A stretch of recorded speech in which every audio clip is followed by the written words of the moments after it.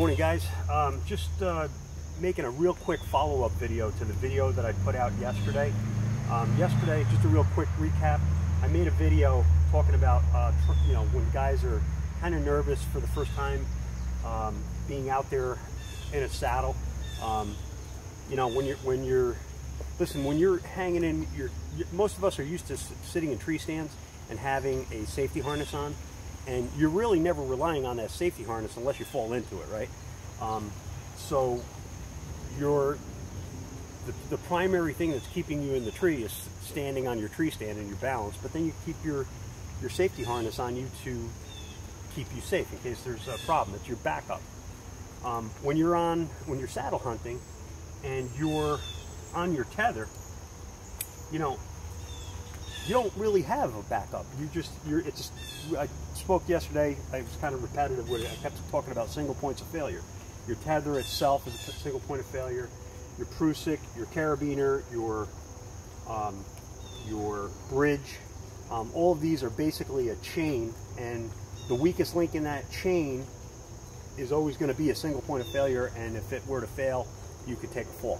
So I spoke yesterday in my video about some of the things that you could do to mitigate that. Like what I do is I have my prusik. I created a second prusik, so I have a backup for my prusik. And also I suggested that you take whatever excess you have in your tether and you tie it around your bridge. But some of the guys made some comments and had some good points that if you were to, depending on how you tied this, if you were to tie this around your tether and cinch it up here, you would impede your ability to be able to move your hips, and you would impede your mobility. And that's an excellent point. So what I would recommend is either when you do wrap it around here, whatever knot that you choose to run here, I'm just going to real quick just do like a double overhand knot just for the purpose of the video. Whatever knot that you do choose to run, leave some excess here so that once you have it all wrapped up, it's not going to impede your ability to move your hips. You can see you still have all the mobility that you need. You wouldn't notice a difference if you didn't wrap it, one way or the other. But there was a couple of other comments and really good suggestions guys had, and I think they were better than what I came up. I wish I thought of it myself, because in my case, I have two bridges. I have this is a Mantis saddle, so I'm using my am steel bridge on my Mantis saddle, but I tied in another short saddle so that when I'm climbing my tree using the DRT method. So what you could do is you could take that excess and basically do the same thing, but do it on your other bridge. I would do the same thing, maybe tie it loose down here so that there's that mobility this way as well. It's not going to impede your hips and your hip movement or anything, but it is kind of keeping your tether out of the way. It's not going to be in the way of anything, and now you get the benefit of, if God forbid something were to happen to your am steel bridge, you've got a backup. So now you've just taken care of that single point of failure. So in just doing this, you've made your system that much safer. You just created some fail safes in there, and some really good ideas that some of you guys had in your comments, and your concerns are definitely well taken.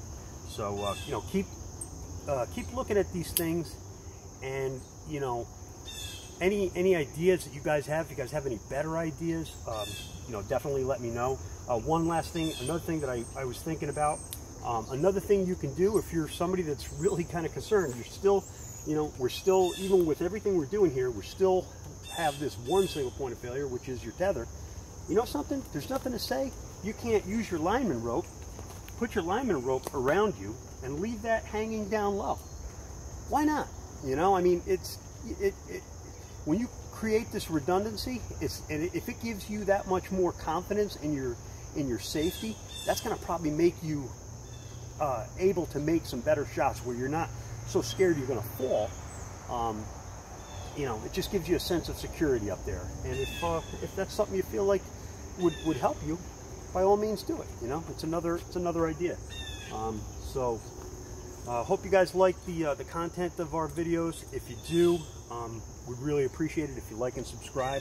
If you have any other ideas, better ideas, please share them, and I'll try to make a video and put it out so that other guys can benefit from it. Once again, like and subscribe if you like our content, and you know, search for us on Facebook at New York Saddle Hunter Forum. You know, send us a friend request. I'd like to have you follow along with us, and you know, we're going to keep trying to bring you information that's relevant to saddle hunters, and that's about it. Okay, so thanks for watching, and be safe climbing. Best of luck.